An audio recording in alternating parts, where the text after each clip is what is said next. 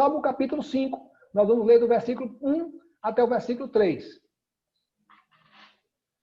Salmo 5, versos 1 a 3. Diz assim, vou ler na nova versão internacional, os irmãos vão poder acompanhar em suas versões, em suas Bíblias.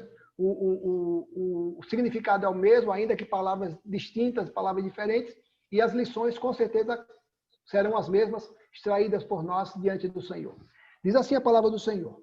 Escuta, Senhor, as minhas palavras, considera o meu gemer. Atenta para o meu grito de socorro, meu Rei e Deus meu, pois é a ti que imploro. De manhã ouve, Senhor, o meu clamor, de manhã te apresento a minha oração e aguardo com esperança. Alguns aspectos concernentes a esse salmo.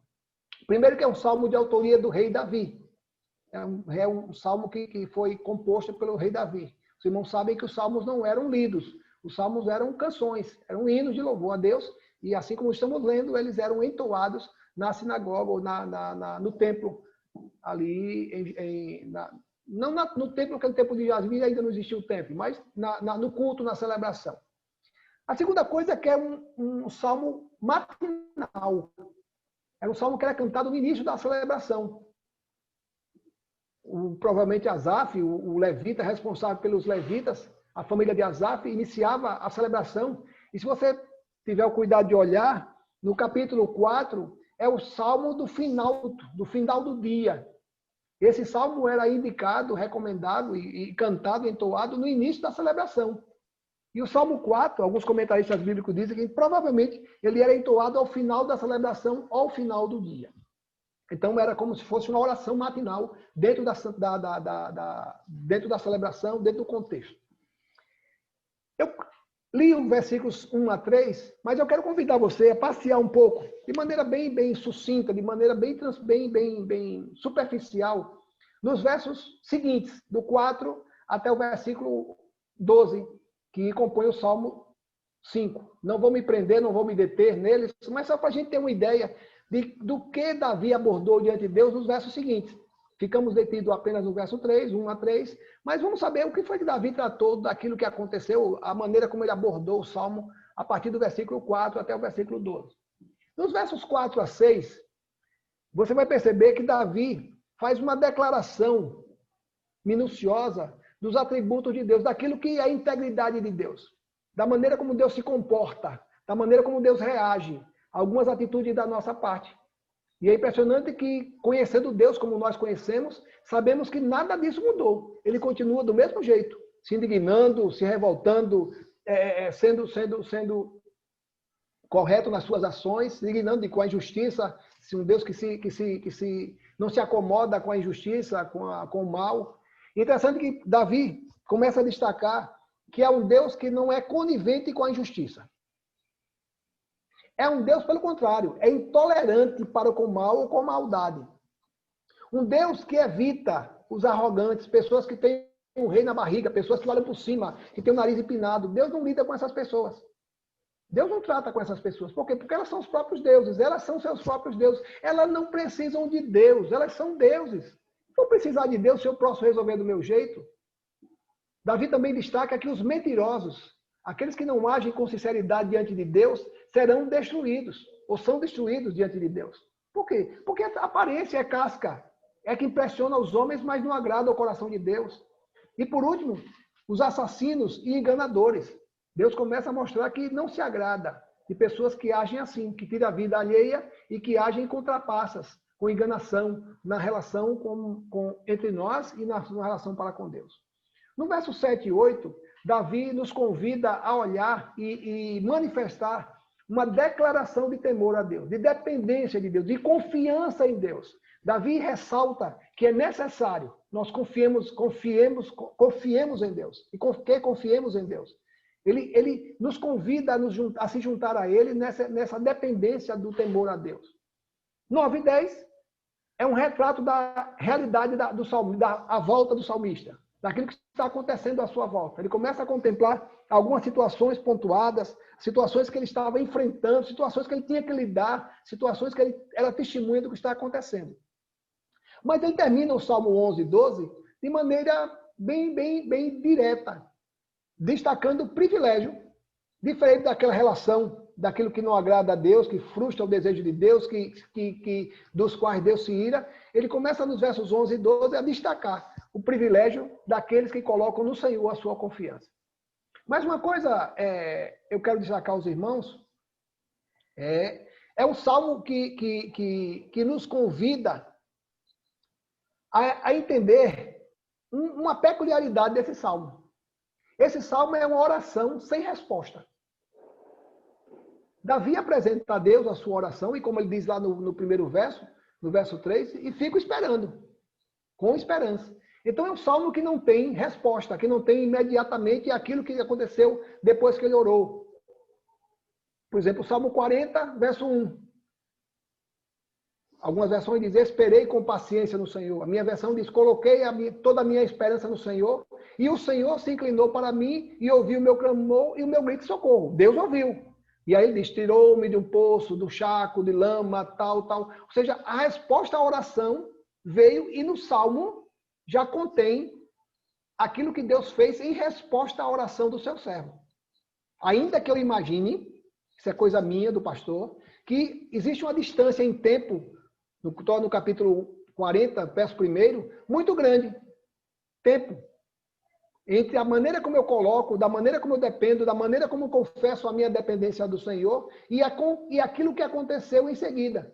Nem sempre as coisas acontecem de imediato, ainda que alguns tentem insistir e teimar de que aquilo que pedimos ao Senhor sempre precisa acontecer. Ou eu determino que aconteça.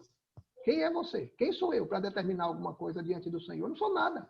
A Bíblia diz como é que o vaso pode pedir ao oleiro para mudar a sua aparência, ou mudar o seu propósito, mudar a sua finalidade. Não tem. Ele é oleiro, ele é soberano. Então, é interessante que Davi nos mostra exatamente essa peculiaridade da oração. A oração é falar com Deus esperando resposta. Mas nem sempre essa resposta vem de imediata. E o que vai diferenciar a gente de outras pessoas? A maneira como eu reajo à demora, entre aspas, de Deus. Eu orei, apresentei a Deus, mostrei a minha necessidade e eu continuo esperando. Mas é como o salmista diz lá no versículo 3, esperando com esperança. Esperando com a certeza de que vai se cumprir no tempo do Senhor de acordo com a sua vontade. Primeira coisa que eu percebo, essas 3 lições que eu posso extrair de maneira bem sucinta, de maneira bem objetiva, dentro daquilo que Deus falou no meu coração, é que o salmista pede ao Senhor, primeiro, que o escute. Senhor, eu preciso que o Senhor pare um pouquinho, o que o Senhor está fazendo, e ouça, me ouça. Irmãos, Deus, com muito propósito, nos criou, seres humanos, com uma boca apenas e 2 ouvidos. Já pensou se fosse diferente? Nós tivéssemos 2 bocas e um ouvido apenas? Como Deus é sábio, até na formação do nosso corpo. Já pensou se você tivesse 2 bocas? Os seus ouvidos não dariam conta das suas bocas. Percebe isso? Engraçado, né? A minha boca já é grande, a minha boca já fala muito para os meus 2 ouvidos. Imagina se eu tivesse 2 bocas para um ouvido. E ainda que tivesse para 2 ouvidos. Como é que eu ia me concentrar num... Viajei um pouquinho, saí um pouquinho do normal, não se espantem não, mas eu começo a imaginar com relação a essa atitude para com Deus. Senhor, escute as minhas palavras. Irmãos, a maior certeza de uma oração, daquele que se apresenta diante de Deus em oração, é uma. O Senhor está escutando. Não pode existir dúvida no meu coração quando eu me coloco diante do Senhor e começo a orar. Lembro de uma ilustração de um homem que se converteu. E seja bem-vindo, irmão Orlan. Seja bem-vindo, amado. E esse homem ficava inquieto, sem saber como é que ele orava. Ele disse, pastor, eu não sei como é que eu oro. Falar sozinho vai ficar muito estranho para mim. E o pastor combinou com ele. Disse, olha, irmão, quando você estiver no seu quarto, coloque uma cadeira ao lado da sua cama e você vai orar na certeza de que Deus está ali sentado ouvindo a sua prece. E aí o pastor foi embora, seguiu o seu caminho, até que um dia ele encontrou com a filha daquele homem e perguntou como é que está seu pai. Ele tinha deixado a ideia só para o homem de que ali aquela cadeira significava que Deus estava sentado ouvindo a sua oração para que ele pudesse interagir com Deus na mente dele, em função dele não entender como falar sozinho em oração. E aí o pastor encontrou, depois de algum tempo, passado algum tempo, o pastor encontrou com a filha dele, daquele homem. E disse, oi filha, como é que está seu pai? Ela disse, olha pastor, infelizmente papai faleceu. Faleceu? Mas foi logo depois que eu fui. Não, demorou um tempo, ele adoeceu e ficou enfermo, ficou em cima da cama e ele morreu em casa. Pô, meus sentimentos e tal. Agora, uma coisa que eu não entendi, pastor. O que foi, minha irmã? Meu pai, com todas as dificuldades, debilidades da enfermidade, ele se arrastou na cama, em cima da cama, e morreu com a cabeça em cima da cadeira. Eu não sei por que foi isso. Esse esforço de dormir, de morrer com a cabeça em cima da cadeira. E aí o pastor lembrou exatamente da ilustração que ele havia feito para com aquele homem. Provavelmente ele entendeu que Deus estava sentado ali. E aquele esforço que ele fez foi para alcançar o colo de Deus e poder descansar no colo de Deus. Ou seja, irmãos, oração é ter alguém que está ouvindo. Não tenha dúvida. Deus está com seus ouvidos abertos, atentos à sua oração, às nossas orações. Esse é o princípio básico da oração, é ter a certeza que o Senhor está ouvindo. Que nada vai passar despercebido com relação às nossas vidas. Agora, ainda que Davi tivesse essa certeza, encontro esse mesmo Davi, agora no Salmo 13, com um coração totalmente em dúvida quanto a essa percepção, a esse escutar de Deus. Veja o que é que diz o capítulo 13, versos 1 a 3. Até quando, Senhor? Até quando, Senhor? Para sempre te esquecerás de mim. Não é a atitude de quem está orando, de que tem a certeza que Deus está ouvindo. O Davi que compôs o Salmo 5 é o mesmo Davi que compôs o Salmo 13. Até quando esconderás de mim o teu rosto? Não está vendo a minha situação, não está contemplando o meu problema. Até quando? São 4 até quando? Até quando o meu inimigo triunfará sobre mim? Desculpe, pulei. Até quando terei inquietações e tristeza no coração? Até quando? Me diga pelo menos uma data. Se o senhor pelo menos dissesse quando isso vai acabar, eu ficava na expectativa que no dia X, como Deus determinou, mas eu não sei. Eu estou aqui clamando até quando, até quando, até quando, até quando, e o Senhor não responde. E por último ele pergunta, até quando meu inimigo triunfará sobre mim? Olha para mim e responde, Senhor meu Deus. Quantas vezes, irmãos, na nossa caminhada, na nossa lida, temos vivenciado essa situação de Davi? Senhor, eu estou clamando. Será que o Senhor está com os ouvidos fechados, com os olhos tapados, que não está vendo, nem ouvindo o que eu estou pedindo? Sabe, irmãos, a primeira coisa que precisamos ter certeza é que Deus ouviu as nossas preces. Deus ouve as nossas preces. Ainda que a circunstância à nossa volta nos queira levar a entender que Deus não ouviu, porque nada mudou, eu continuo clamando e o Senhor não muda, o meu marido, a minha esposa, o meu filho, tanto que tem sido essa a minha oração diante do Senhor, mas as coisas continuam acontecendo do mesmo jeito. E é como se Deus não tivesse ouvido. Os irmãos que têm uma experiência maior que a minha, de vez em quando a minha mãe dizia assim, esse menino tem ouvido de mercador. Até hoje eu não sei por que ouvido de mercador. Não sei se seu pai chamava você de ouvido de mercador. Quando mandava a criança fazer alguma coisa, a criança não obedecia e dizia, esse menino está fazendo ouvido de mercador. Entra por um ouvido e sai por outro. E a gente começa a imaginar que Deus está fazendo ouvido de mercador. Que está entrando por um ouvido de Deus e está saindo, e Deus não está nem preocupado com o que estou vivendo. Essa era a realidade, ou a inquietação do rei Davi. Do homem segundo o coração de Deus. A questão não pairava. A questão de Davi, irmãos, diferente do que pudesse imaginar, não pairava na dúvida de que o Senhor o escutava, mas na consideração, no desejo, no propósito de Deus em respondê-lo. Era como se o salmista tivesse assim, Senhor, eu sei que tem uma quantidade de pedidos na minha frente. Tem muita gente aí na minha frente pedindo coisas antes de mim.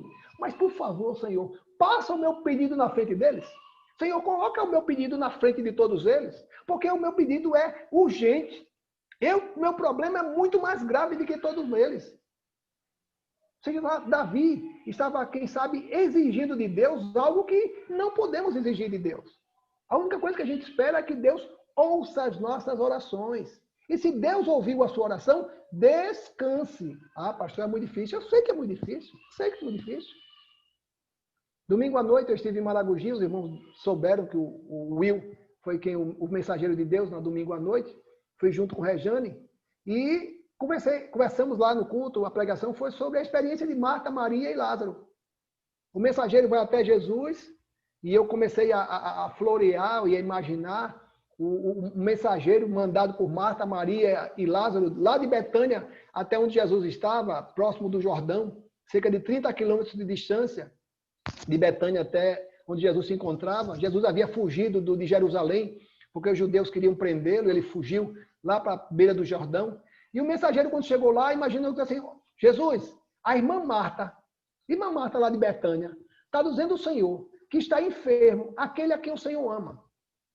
Foi suficiente, não precisou dizer nome, não precisou dizer endereço, não precisou dizer qual a situação que esse homem estava enfrentando, se era grave, se era simples, se era fácil. Está enfermo aquele a quem amas. Pronto. E aí o mensageiro voltou para dar satisfação à irmã Marta, à irmã Maria, à irmão Lázaro. O Senhor falou com Jesus? Falei. Tem certeza que foi com Jesus? Tenho certeza que foi com Jesus. E por que Jesus está demorando para chegar? Porque Jesus já chegou. Menino, vem cá, vem cá. Como é que Jesus estava? Tá certo. Mas por que Jesus não chegou? Minha mãe tinha um ditado muito interessante, que provavelmente acontece na vida dos irmãos. Ela dizia assim, quem quer vai, quem não quer manda. Se eu soubesse que você não tinha avisado a Jesus, eu mesmo tinha ido lá e avisado a Jesus. Sabe, irmãos, algumas vezes nós ficamos tão desejosos por resposta, porque imaginamos que a nossa causa é a maior necessidade, é o mais urgente, é o mais grave de todos. Primeiro, falamos de uma certeza, mas o maior impedimento, em contraste com essa certeza, para que a oração seja atendida, é a dúvida de que Jesus ouviu. Interessante como a Bíblia nos ensina que Deus não está surdo. Deus não está surdo, Deus não está cego. Que não esteja ouvindo. Agora só que precisa haver coerência entre as minhas orações, entre as suas orações, entre as nossas orações e as nossas ações. Orações e ações nem sempre caminham lado a lado. Coerência entre elas não existe.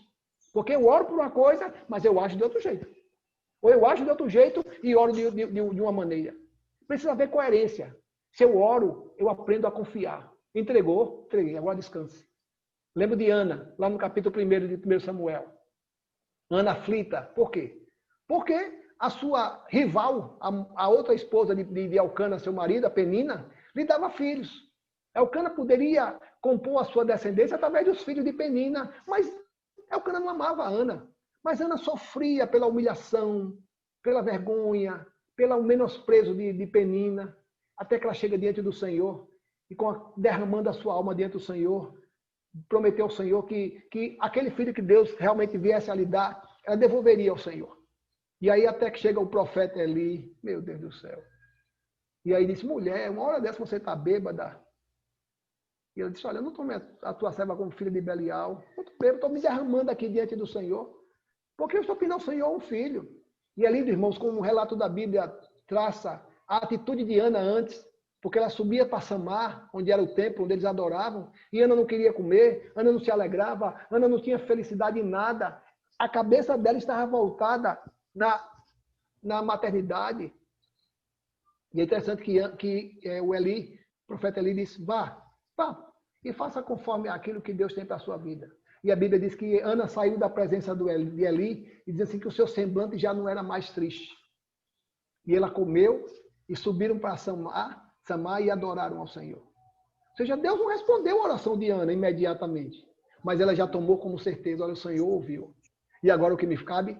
Descansar. Descansar, porque Ele sabe melhor do que ninguém o tempo certo para responder às nossas preces. O nosso problema é que a gente quer bater o escanteio e cabecear. A gente quer orar e já ver a coisa resolvida. A gente quer orar hoje e amanhã já está o fruto pronto. Não sei se você já plantou alguma árvore frutífera. Uma manga, ou um caroço de manga. Quanto tempo você não esperou para que aquela mangueira pudesse subir, criar raízes e um dia florescer e dar frutos? Quantas vezes? Quantas vezes? Mas muitas vezes nós queremos plantar hoje e amanhã já tomar o suco. Planto hoje e amanhã já tomo o suco. Encontrei um comentário do Dr. Charles Spurgeon, é chamado o pastor dos pastores, pela maneira tão eloquente com que ele pregava os seus sermões. Ele falando exatamente dessa condição em que o salmista se encontrava. Ele fala exatamente dessa questão da coerência entre palavras, entre comportamento, precisa haver, e oração. Ele escreve assim: é possível haver intercessão prevalecente quando não há palavras. Haver concordância.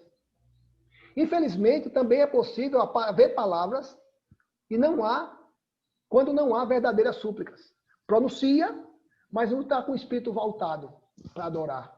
Está apenas falando, mas o coração não está disposto a esperar, a confiar. Ele escreve assim: cultivemos o espírito de oração, que é melhor que o hábito da oração. É possível haver um coração aparente quando há uma oração aparente quando há pouca devoção. Comece a orar antes de se ajoelhar e não cesse quando deixar de se ajoelhar, quando se levantar. Porque a oração precisa começar durante todo o dia. Não é apenas um momento de oração em que eu paro, oro, Senhor, tal, tal. Muitas vezes aquela oração breve, sucinta. Olha, comece a orar antes de se ajoelhar. E não cesse. Depois que se levantar, continue orando. Continue orando. A segunda coisa que eu aprendo, estamos no Salmo 5, versos 1 a 3. O processo da oração do salmista, os irmãos vão perceber que ele acontece num processo crescente. Veja os versículos 1 e 2. Escuta, Senhor, as minhas palavras, considera o meu gemer, atenta para o meu grito de socorro, meu rei e meu Deus, pois é a ti que imploro. Eu comecei a imaginar essa sequência de oração de um homem aflito, um homem que necessitava de resposta, um homem que necessitava de satisfações da parte de Deus. E é interessante que ele usa pelo menos 4 verbos. Primeiro, escutar. Escute, Senhor. Mas se o escutar não for suficiente, considere. Leve em conta os meus gemidos. Ou seja, Senhor, não é uma oraçãozinha qualquer, não. Eu estou gemendo diante do Senhor. Considere isso. Terceira coisa, observe. Valorize. O meu grito de socorro, Senhor, eu estou clamando a Ti. Eu estou gritando. Já não estou mais orando, eu estou clamando ao Senhor. E por último, eu estou implorando ao Senhor. Senhor, eu estou falando contigo. Senhor, eu estou clamando a Ti. Sabe, irmãos, quantas vezes nos sentimos na situação do rei Davi? Situações que muitas vezes nos alcançam de maneira surpreendente ou de maneira que nos tomou de surpresa. E a gente fica sem saber exatamente o que fazer e vamos orar. E a oração não produz um efeito imediato nas ações, mas deve produzir no coração. Porque eu preciso orar, eu oro e as ações não se resolvem, ainda que não se resolvam, mas o meu coração precisa estar em paz. Se você teve filhos ou tem filhos pequenos, crianças recém-nascidas, a mãe, principalmente a mãe, que isso é coisa de mãe, coração de mãe, amor de mãe, a criança começa a chorar, mas a criança ainda não aprendeu a falar. E aquela mãe começa a identificar se é dor de ouvido, se é cólica. Eu acho que ele está com fome. O bichinho comeu tem 3 horas, tem 2 horas. Ou seja, é o instinto de mãe, que conhece pelo choro da criança um choro desesperado, um choro de quem está com fome, de que está doendo, coloca a mãozinha aqui no ouvido, coloca a mão na barriguinha, para saber o que é que ele está fazendo, está sofrendo. Porque ele não fala. Sabe, irmão, se as nossas mães agem assim conosco, e muitas vezes, na grande maioria das vezes, por que não dizer 100%, elas acertam o que é que a criança está enfrentando, quanto mais ainda o nosso Pai Celestial. É muito bom saber que o Senhor, nosso Deus, ouve a nossa oração, mesmo quando não há palavras. Mesmo quando o Senhor diz lá em Romanos capítulo 8, que eu falo contigo e o Espírito Santo me representa. O Espírito Santo me representa com gemidos inexprimíveis. Porque a situação que eu estou passando é tão dolorosa, tão difícil, porque não há palavras para apresentar diante de Deus. Não tem como externar. Não tem como verbalizar aquilo que estou passando. Aí Deus não ouve os nossos lábios. Deus sonda o nosso coração através da ação do Espírito Santo. Que coisa boa poder experimentar dessa certeza que o nosso Deus não só se prende apenas a ouvir os nossos rogos, as nossas orações. Ele está ouvindo aquilo que trazemos dentro do nosso coração. O salmista estava agindo como uma criança mimada, que esperava ser atendido pelo cansaço. Já conheceu criança assim? E começa a insistir com o pai, com a mãe. Eu quero. Eu quero. E muitas vezes o pai cede, a mãe cede. Para quê? Para que a criança não peça mais. Olha, menino, vai resolver essa. Toma aqui. Davi estava fazendo como uma criança mimada. Senhor, oro, eu clamo, eu imploro, eu grito por socorro. Se for preciso, eu me descabelo aqui, mas eu preciso que o Senhor responda a minha oração. E o Senhor estava lá na dele, porque Deus não muda o seu modo de agir de acordo com as nossas orações. Não tem oração mais importante que a outra, não. Porque o poder não está em quem ora. Algumas pessoas se aproximam de mim, pastor, ore por mim, porque o Senhor tem uma relação mais próxima com o homem lá de cima. Eu digo, não, não é não. O que nos aproxima do homem lá de cima, desse Deus em quem confiamos, é a nossa fé. Não é a nossa posição, não é o nosso título. Não. Ainda que eu possa estar mais perto do céu pela minha altura, estar mais alto que os irmãos, estar mais perto do céu, mas isso não faz com que eu me torne uma pessoa mais acessível, que Deus seja mais acessível à minha oração, ou esteja disposto a ouvir a minha oração. Não, não. O que conta é Deus. O que conta, perdão, é a nossa fé em Deus. Imagina como estava o coração aflito do salmista, de Davi. Apesar de saber que Deus o tinha ouvido, mas ainda ficou ansioso. Primeiro, ele estava informando a Deus o que ele representava para ele. Tu és o meu rei e o meu Deus.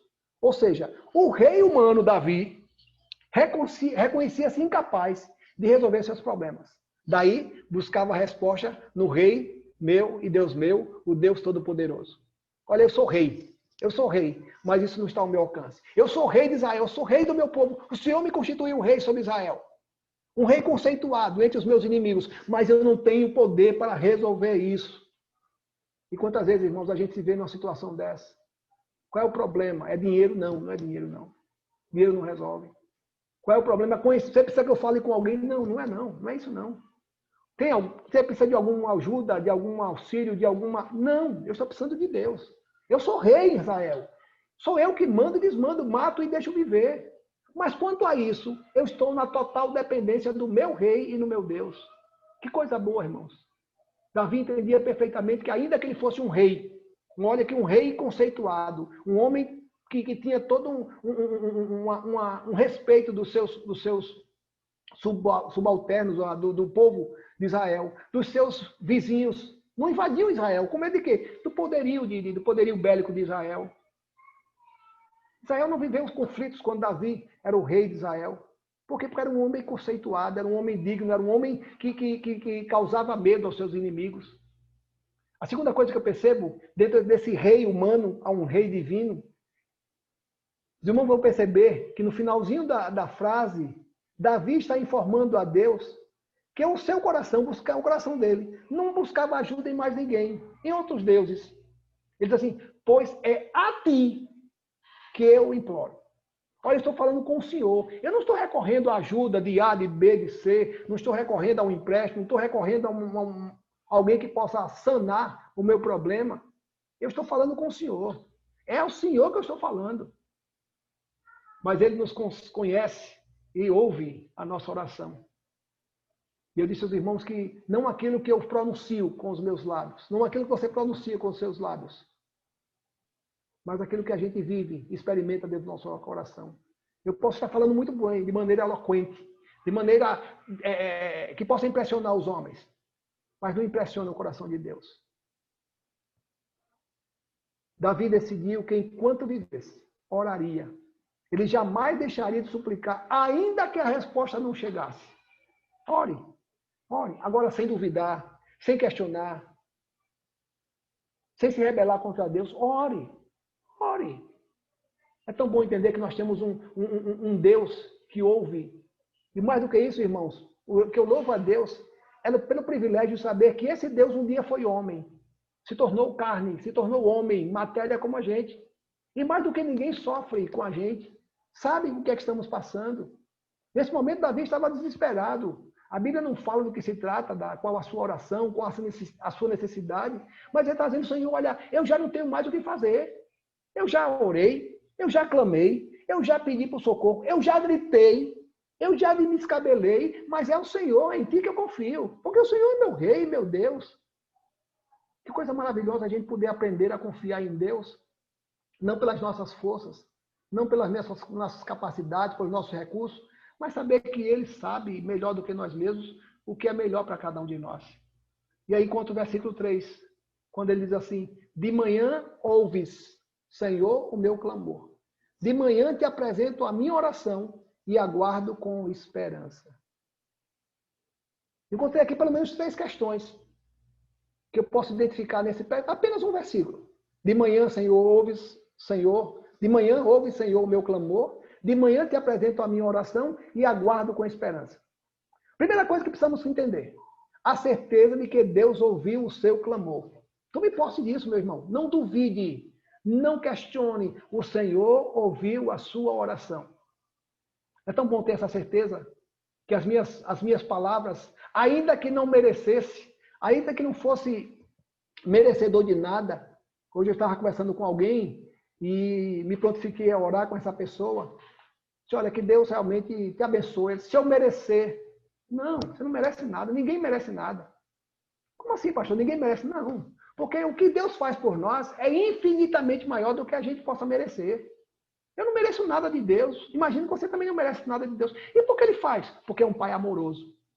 Que não é movido, que não é motivado, que não é incentivado pelas nossas reações. Lá em Mateus capítulo 7, ele diz que ele faz chover sobre a casa do bom e do mal. E faz com que o sol caia sobre a casa do justo e do injusto. Não são as nossas ações que vão mover o coração de Deus, mas ele se agrada quando a gente reconhece que esse é fruto do seu cuidado. Então, a primeira coisa que eu tenho que ver no meu coração, Deus ouviu a sua oração. Disse aos irmãos que esteve em Maragogi no domingo passado, falando sobre a experiência de Marta, Maria e Lázaro. E eu comecei a imaginar os nossos dias hoje. Você tem um celular, não tem? Eu tenho um celular? Quando você manda uma mensagem de áudio para alguém, qual a mensagem, como é que fica o seu celular? Aquele stickzinho. Quando você manda a mensagem, como é que fica? Liga aí os microfones para que eu possa ouvir os irmãos. Diga aí. Quando você manda uma mensagem para alguém, qual é o tique que fica no seu celular? Azul. Não. Quando a pessoa...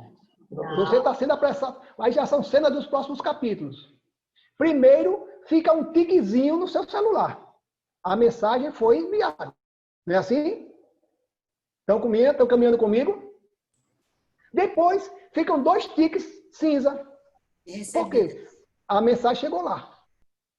E aí, depois que a pessoa ouve, e aí sim chegou 2 tiques azuis, perdão. Confessar aqui uma questão nossa, minha com Rejane, mulher sábia que o Senhor colocou do meu lado. Algumas vezes eu estou saindo para atender alguém na igreja, para ir à casa do meu sogro, e recebo uma mensagem de áudio de alguém. E eu percebo que chegou a mensagem, e é o meu desejo é fazer o quê? Qual eu penso? Qual é a primeira atitude minha? Qual é a atitude minha primeira? Ouvir. E ela disse assim, meu filho, não ouça agora não. Você não vai poder responder agora. Vai criar no coração da pessoa a expectativa. O pastor viu, ficou azul. Então, vou esperar aqui que logo, logo ele vai responder. Se eu conheço o pastor, ele vai responder. E nem sempre eu respondo. Por quê? Porque muitas das perguntas que os irmãos fazem a mim, e creio que com outros pastores, a gente precisa ser orientado por Deus. Eu não posso responder a você de imediato, porque vai ser a resposta minha. Eu preciso consultar o dono, aquele que sabe melhor do que nós, o que é melhor para mim e para você. Ainda que eu tenha ouvido a sua mensagem, mas não espere que eu vou responder de imediato. Porque muitas vezes, irmãos, eu me arrependo por ouvir, não que os irmãos deixem de enviar mensagens para mim, mas com tanto critério, com tanto cuidado, eu vou me esmerar para atender aquela mensagem de áudio. E aí, do outro lado, a pessoa, pastor, qual é aquela passagem que está aí, tal, onde é que está? Ou seja, uma coisa que poderia ter esperado. Por que eu fui ouvir? A partir do momento que eu ouvi, eu vou assumir o compromisso com a pessoa de responder. A partir do momento que eu ouvi. Olha, o pastor Luiz Carlos ouviu. Tome posse, irmã. Tome posse, meu irmão. No celular de Deus, a sua mensagem já ficou azul. Deus já recebeu e Deus já ouviu. Tome posse disso. No celular de Deus, a sua mensagem já foi ouvida. Já está lá com 2 tiquezinhos azuis. Que bênção para nós, irmãos. Experimentar dessa certeza de que Deus ouviu a nossa... Agora, peraí. Ouvir é uma coisa. Responder, aí assim, são mais 500. Aí já são mais 500. Aí ouvir é com Deus. Agora responder também é com Ele. Sabe, irmãos, o que me ensina nessa experiência de Davi é que Davi tinha certeza de que se no celular de Deus a sua mensagem ficou com 2 tiquezinhos azuis. É tão bom ter essa certeza. Descanse. Descanse. Deus já ouviu a sua mensagem, já chegou no celular de Deus. Você não orou com fé? O problema não é seu, não. A questão é que Deus ainda não tem resposta para você. O que, é que ele vai dizer a você? Filho, espere. Filho, tenha calma que ainda está no forno, ainda está cozinhando, ainda está no processo, ainda não tem uma resposta favorável. Vai chegar, mas espere. Ou seja, Deus ouviu. E quando é que vai responder? É com ele.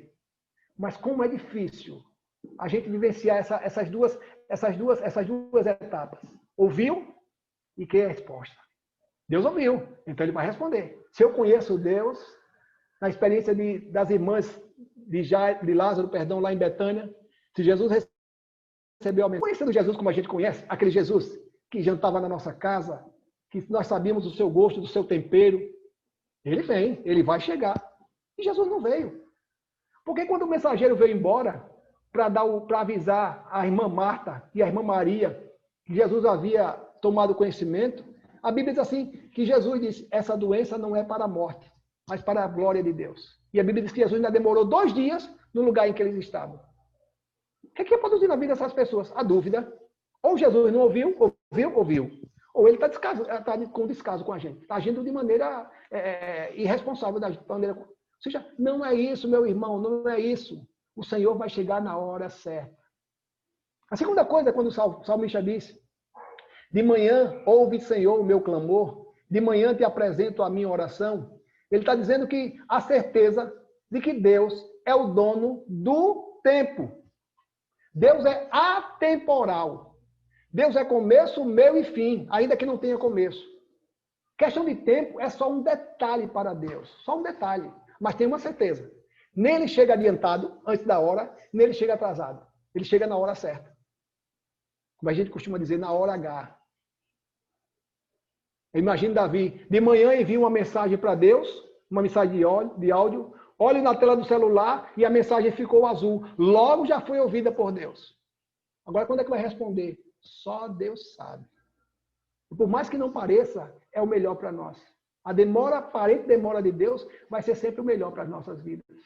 A nossa relação com Deus, muitas vezes queremos uma resposta para ontem, mas ficamos adiando. Veja o que eu estou dizendo.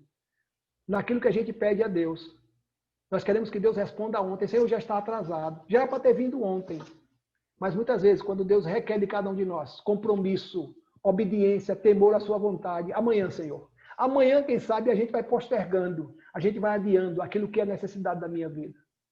Do Senhor, eu quero hoje. Não, ontem que é melhor do que hoje.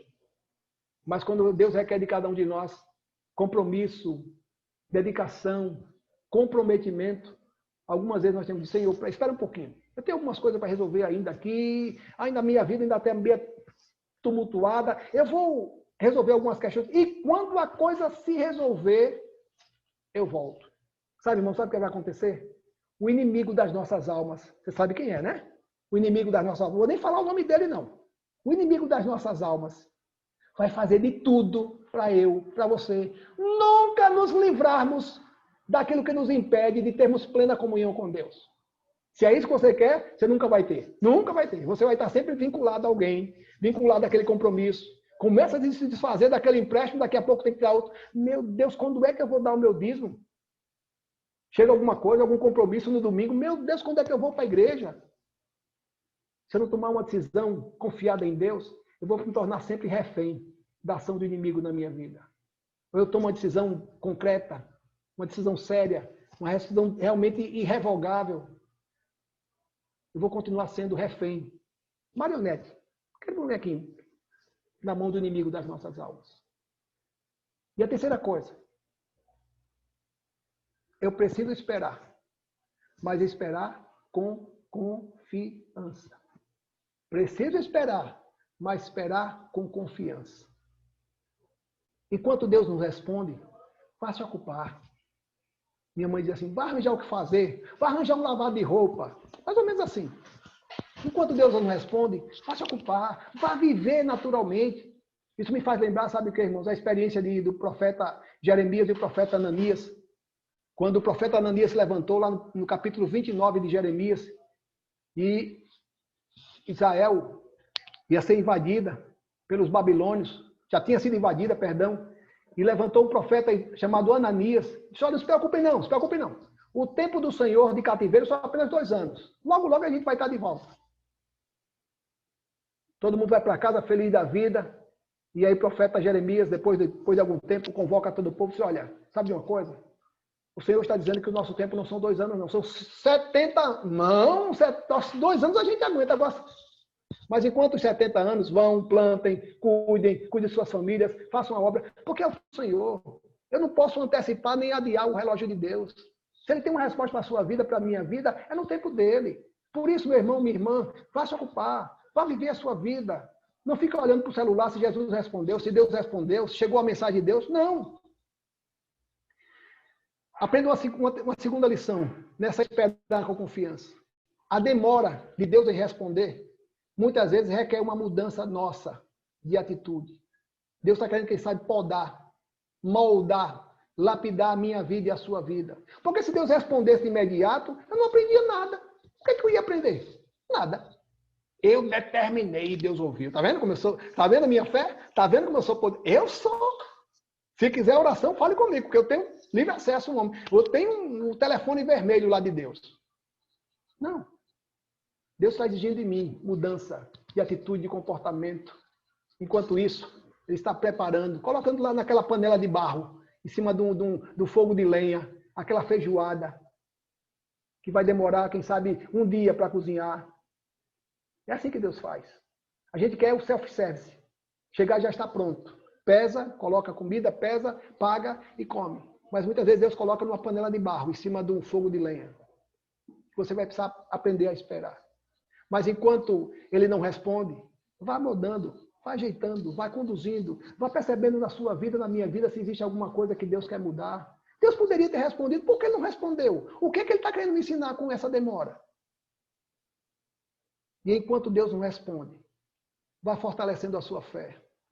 Senhor, não foi hoje. Ainda não foi hoje, mas eu creio que vai ser amanhã. Senhor, ainda não foi hoje, mas eu creio que no tempo do Senhor, o Senhor vai nos dar a resposta. Que coisa boa a gente poder ter essa certeza. Que não estamos lidando com um ser humano, com um ser que tem limitações. Olha, não deu para chegar. Eu me atrasei. Olha, o trânsito está uma coisa séria. Olha, eu tive dificuldade em comprar o seu presente. Nós estamos lidando com um Deus que é todo-poderoso, que nada pode frustrar o seu agir em nossas vidas. Eu quero finalizar lendo uma ilustração, talvez os irmãos conheçam, que tem como título O Bordado.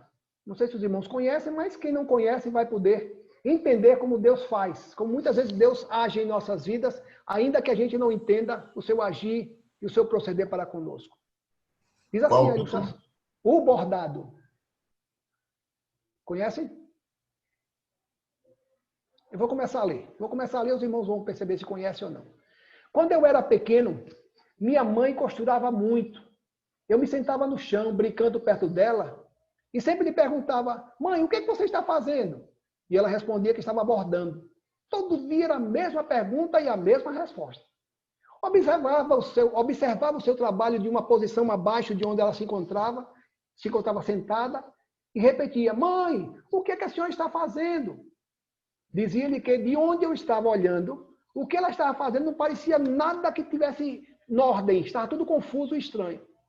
Era um amontoado de nós e fios de cores diferentes, compridos, curtos, uns grossos, outros finos, e eu não entendia nada.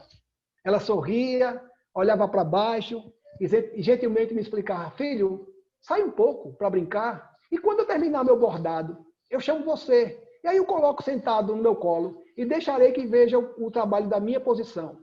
Mas eu continuava a me perguntar lá de baixo. Por que ela usa alguns fios de cores escuras e outros claros? Por que me parecem tão desordenados e embaraçados? Porque estavam cheios de pontas e nós.